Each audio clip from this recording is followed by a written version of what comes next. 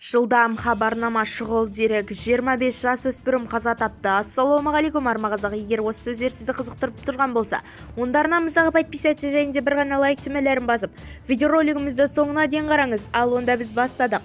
Биыл жол-көлік оқиғасынан 25 жасөспірім қаза болды. Әлеуметтік полиция комитетінің ерекше тапсырмалары жөніндегі аға инспекторы Ақтоты Боранова балалардың қатысуыменен болатын жол-көлік апатының себептерін айтты деп хабарлайды Бақ.қыз тілшісі. Балалар жол жүресіне қатысушылардың ең осал санаттарының бірі. Әдетте балалар ауыр жарақат алып жатады.